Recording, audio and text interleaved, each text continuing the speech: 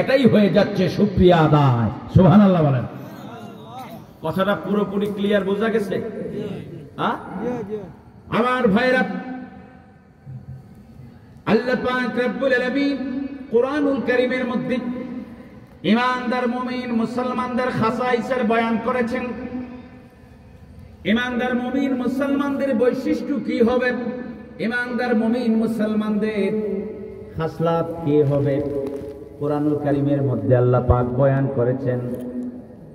আল্লাহর বয়ান, আমাদের কাজ, আল্লাহর ফরমান, আমাদের কর্ম, আমাদের আমল, আল্লাহর হুকুম, বান্দার আমল, এই দুইটার মধ্যে যখন মিল হয়ে যাবে, আল্লাহর বয়ান বান্দার বৈশিষ্ট্যের মধ্যে যখন মিল হয়ে যাবে, তখন এই বান্দাকে খাসলতি ঈমানদার বলা যাবে।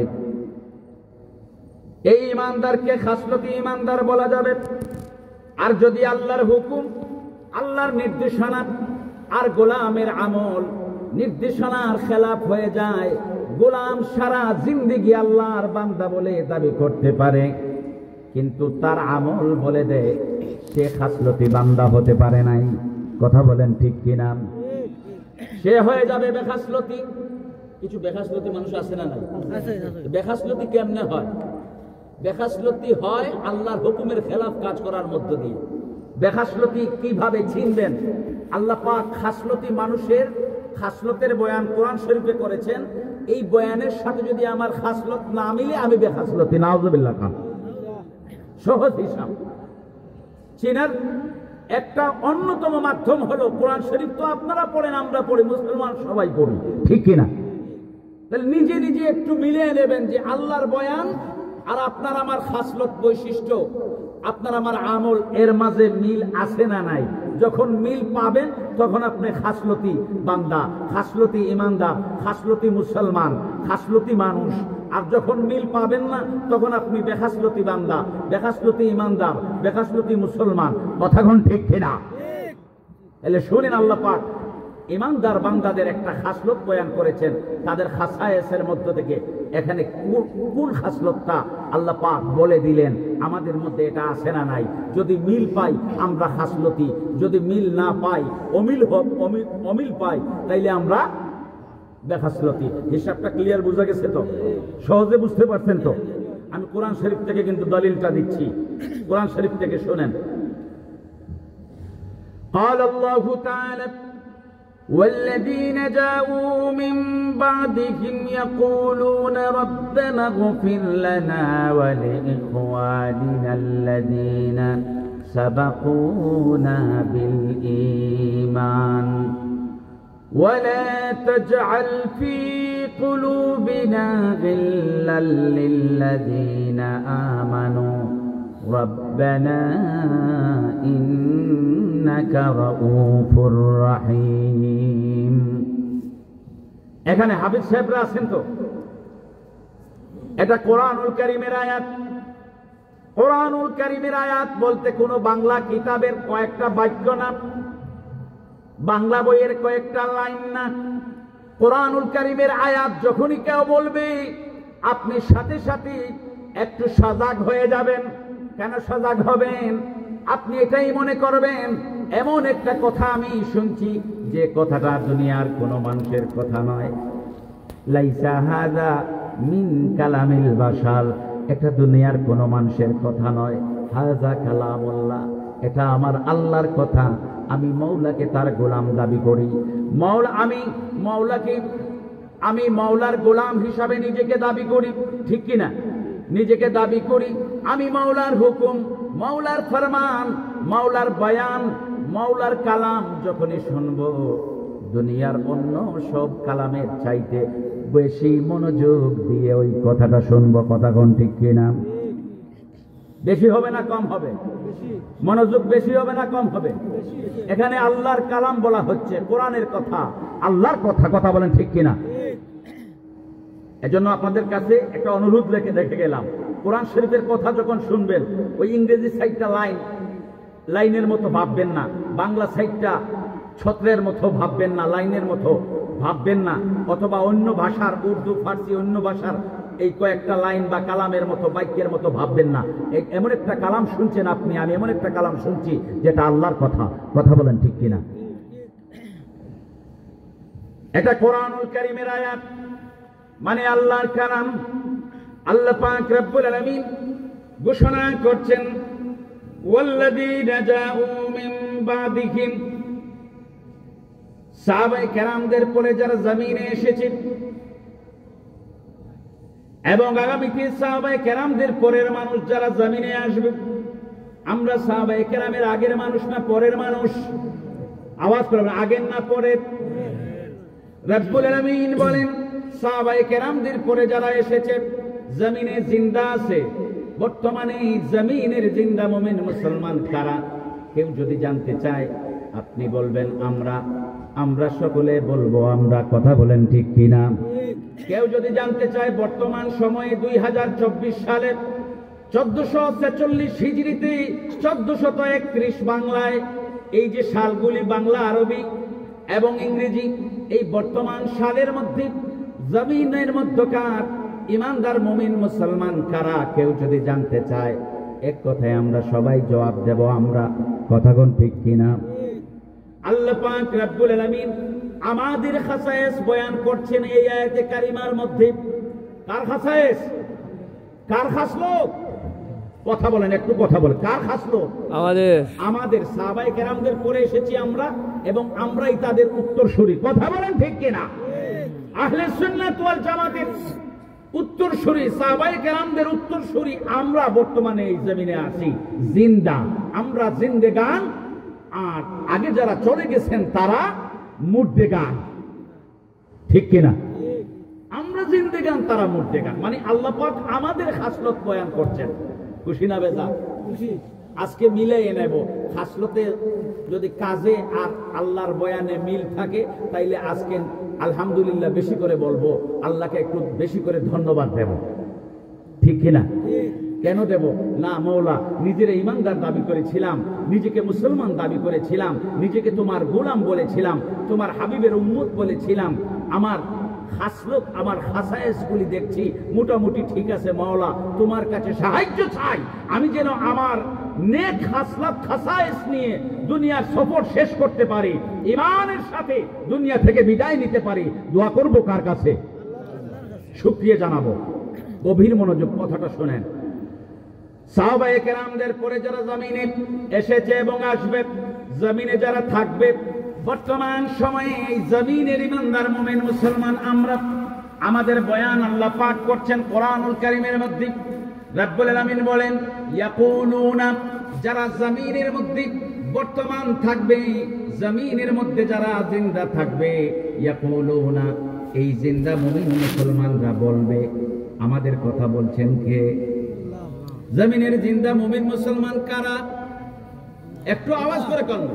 আমরা। বর্তমান সময় কারা? তাহলে আরো জোরে কোন? কারা? আমরা।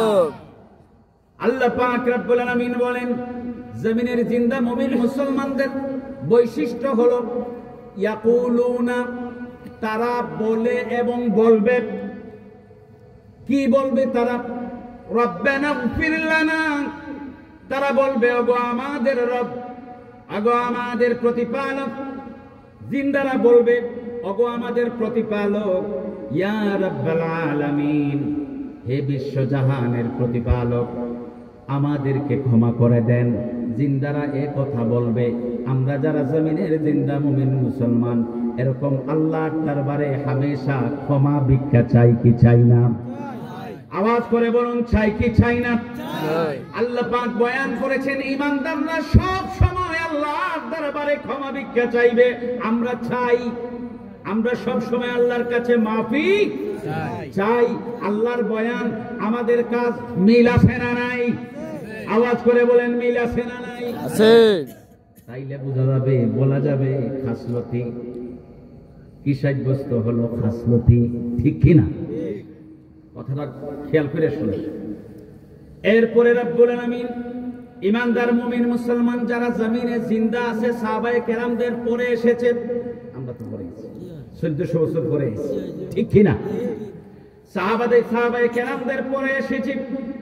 এই ইমানদার মুমিন মুসলমানেরা নিজেদের জন্য আল্লাহর দরবারে মাফি ভিক্ষা চাওয়ার পরে তারা তাদের আগেকার সময়ের ইমানদার ভাইদের জন্য, যে ইমানদার ভাইরা ঈমান ইসলামের উপর সুপ্রতিষ্ঠিত ছিলেন, আল্লাহর দ্বীনকে ধরে রেখেছিলেন, জিহ্বার মধ্যে পেরাক ঢুকিয়ে দিয়েছি, তারপরেও আহাদ আহাদ শব্দটা জবান থেকে কখনো বাদ দেন নাই। শরীরের মধ্যে আগুন ধরিয়ে দিছে, আগুনের আঙ্গার শরীরের মধ্যে দিয়ে দিছে, পুরোটা শরীর আগুনের আঙ্গার দিয়ে পুড়িয়ে ছাই করে ফেলেছে। তারপরেও সোনার মানুষ তাওহীদ থেকে একটু বিচ্যুত হন নাই, তাওহীদের বিশ্বাস, নবীজির রিসালাতের বিশ্বাস থেকে একটু সরে যান নাই। পুরাটা জিসিমকে টুকরো টুকরো করে ফেলেছে। তারপরেও সোনার মানুষ, যে মানুষগুলি ইসলাম থেকে একটু বিচ্যুত হন নাই, এই নজির ইসলামে আসে না নাই? রব্বুল আলামিন বলেন, জমিনের জিন্দা মুমিন মুসলমানরা তারা তাদের জন্য মাফি চাওয়ার পরে আল্লাহর দরবারে বলবে, রব্বুল আলামিন, আমাদের আগের ভাইয়েরা যারা এই জমিনের মধ্যে ঈমান ইসলামের উপর সুপ্রতিষ্ঠিত ছিলেন, আমাদের আগেকার দিনের ভাইয়েরা যারা তোমার দিনকে ধরে রেখেছিলেন, তোমার ওয়াহদানিয়ত, তোমার হাবিবের রিসালাত, আখিরাত, মালাইকা, তাকদীরের ভালো মন্দ সবগুলির উপর বিশ্বাস রেখেছিলেন, তোমার দ্বীনের মুজাহিদ হিসাবে জমিনে দ্বীন ইসলামের প্রচার করতে করতে জমিনের সফর শেষ করেছেন। ওগো আল্লাহ, আমাদেরকে মাফ করে দাও, আমাদের কবরবাসী ভাইদেরকেও মাফ করে দাও। সুবহানাল্লাহ। রব্বুল আলামিন বলেন, এটা বলবে জিন্দারা। কারা বলবে? আওয়াজ করে বলেন, কারা? আমরা জিন্দা না মুর্দা? আমরা আমাদের জন্য মাফি চাই, আমাদের কবরবাসী ইমানদার মুমিনিন মুমিনাতদের জন্য মাফি চাই। এই খাসলত কি আমরা নিজে নিজে বানাইছি নাকি এটা আল্লাহর বয়ান? আওয়াজ করে বলেন, কার বয়ান? আল্লাহ পাক ইমানদার মুমিন মুসলমানদের খাসায়েস বয়ান করেছেন এই আয়াতে কারিমার মধ্যে। এই খাসায়েসগুলির মধ্যে আমরা পেলাম ইমানদাররা নিজের জন্য আল্লাহর দরবারে মাফি চাইবে এবং ইমানদারেরা কবরবাসীদের জন্য আল্লাহর দরবারে মাফি চাইবে। কথা বলেন ঠিক কিনা? আমরা মাফি চানেওয়ালা, কবরবাসীকে স্মরণ করনেওয়ালা, কবরবাসীর শুকরিয়া আদায় করনেওয়ালা জাতি। আলহামদুলিল্লাহ। আল্লাহর বয়ান আমাদের খাসলত মিলেছে না? কেন বাবুর বাজারে লতিফিয়া পরিষদ, কেন রাইসুল কোরআন আল্লামা সাহেব কিবলা ফুলতুলি রহমতুল্লাহি আলাইহিকে স্মরণ করবে আর ইসালে সওয়াব মাহফিল করবে? কারণ হলো এরা কৃতজ্ঞ জাতি। অকৃতজ্ঞ কোন জাতি কখনো সফলতা হাসিল করতে পারে না। বেখাসলতি কোন জাতি গোষ্ঠী কখনো সফলতার মুখ দেখতে পারে না। তারা তাদের প্রচেষ্টা করতে পারবে, কিন্তু সফলতা নামক নেয়ামত হাসিল করতে পারবে না। আল্লাহর ওলি আমাদেরকে কোরআনুল কারীম শিখিয়েছেন, আল্লাহর ওলি আমাদেরকে আহাদিসুন নবওয়িয়ার সবক দিয়েছেন। ইলমে কোরআন, ইলমে হাদিস নিজে হাসিল করে ইলমে শরিয়ত, ইলমে মারিফতের ইলম হাসিল করে বাস্তবে মেহনতের মাধ্যমে, মুশাহাদা মুজাহাদার মাধ্যমে আল্লাহর বান্দা আল্লাহর মুকররব হয়েছিলেন, আল্লাহর কুরবত হাসিল করেছিলেন। নবীজির মহব্বতকে সিনার মধ্যে শক্তভাবে ধারণ করে আল্লাহর দ্বীনের তাবেদারি করেছিলেন। কথা বলুন ঠিক কিনা? আল্লাহর দ্বীনের প্রচার প্রসার করার জন্য কোরআনের শিক্ষাদান মানে আল্লাহর দ্বীনের প্রচার, নবীজির হাদিস শরীফের শিক্ষাদান মানে আল্লাহর দ্বীনের প্রচার, নবীজির অনুপম আদর্শের প্রচার মানে আল্লাহর দ্বীনের প্রচার, নবীজির খুলুকে আযীম আখলাকে হাসানার প্রচার মানে আল্লাহর দ্বীনের প্রচার। কোনো সন্দেহ আসেনি? আওয়াজ করে বলেন, কোনো সন্দেহ আছে? কোনো সন্দেহ নাই। মানে আল্লাহর দ্বীনের কাজ করেছেন, ঈমান ইসলামের উপর সুপ্রতিষ্ঠিত ছিলেন, ইস্তেকামত ছিলেন, এবং সারাটা জীবন দ্বীন ইসলামের জন্য মেহনত করে করে জমিন থেকে বিদায় নিয়েছেন। আজ আমরা যে দ্বীন ইসলামকে নিয়ে গর্ব করি, যে দ্বীন ইসলামকে নিয়ে আমরা নিজেরা অহংকার করি, কথা বলেন ঠিক কিনা? মুসলমান হিসাবে আমাদের গর্ব করার অনেক কিছু আছে না নাই?